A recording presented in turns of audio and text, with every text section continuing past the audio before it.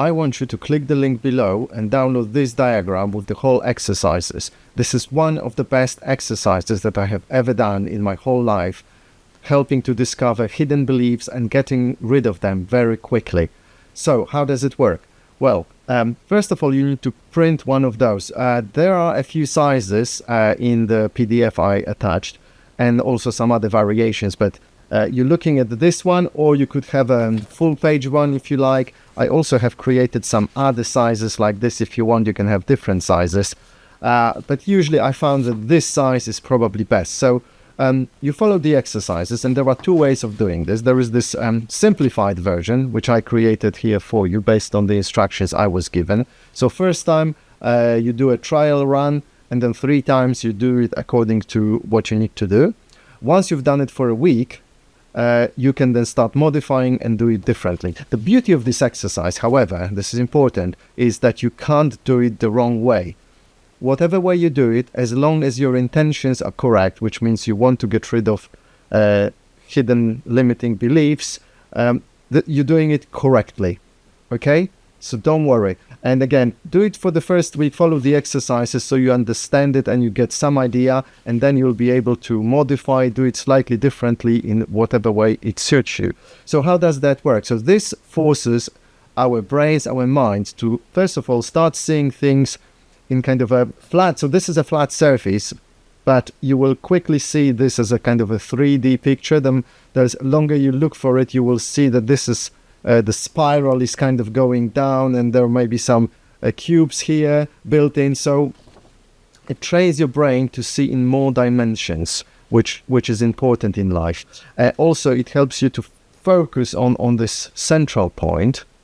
And once you focus on this, you can relax and you can allow various ideas to come through. And sometimes it might be something simple, maybe some light, some sound, some feeling. And sometimes you might find yourself going into a conversation with yourself, going through something that has happened, could have happened, or is likely to happen.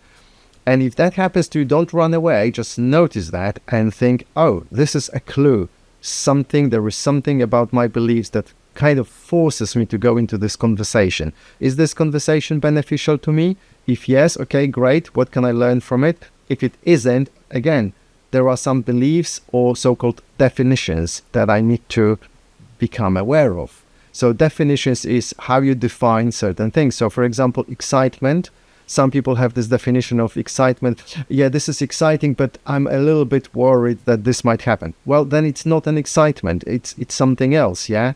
Make sure that you define things in a certain way that serves you.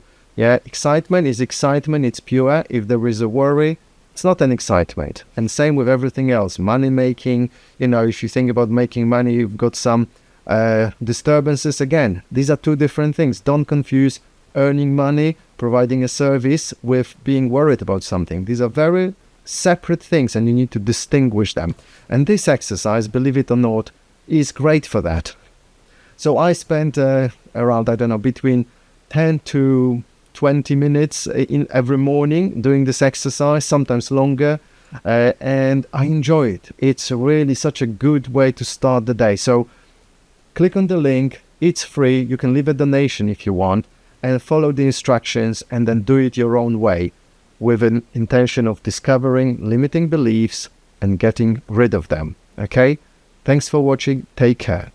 I would like to add that there is also an add-on exercise, which is this one. So you look at those diagrams. It doesn't have to be that fancy. You can just have this bit here. And then you read this thing. It's in English. You can translate it into your own language. So it says, from the inner being, which is this bit, through sight, sound, touch, and feeling are manifested the path, the windows and doors to the unknown, which always leads back to the inner being. Now, you need to think also about what it means. What is inner being? Do I have an inner being? If you're not sure about that, what it is, how it manifests itself, what's the role, etc., etc. And then how those things, so our senses, the main senses, sight, sound, so hearing, touch and feeling, how those things create the world around us, but through that windows, then doors, and the path are manifested towards where? The unknown. So this is also helping us to embrace the unknown, because unknown, or the unknown, is the only thing that's there. We don't know what's going to happen. The only thing we know, that things are changing and always will.